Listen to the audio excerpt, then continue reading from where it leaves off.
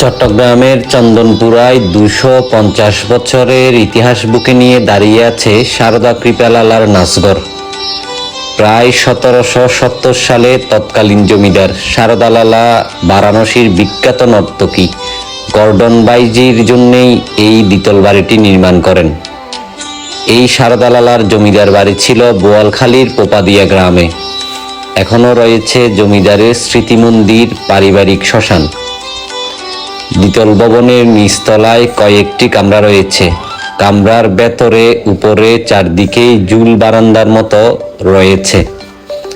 ভবনের শোভাবর্ধন করছে ফুলের চিত্রিত নানা কারুকাজ এবং জানালাগুলো বেশ দৃষ্টিনন্দন। ব্রিটিশ আমলে এই ভবন ছিল একটি স্কুল, যেখানের শিক্ষক ছিলেন অগ্নিযুগের বিপ্লবী মাস্টারদা সূর্য সেন। সারদা লালার অনেক সম্পদ চট্টগ্রামের শহরে এখনো বিদ্যমান।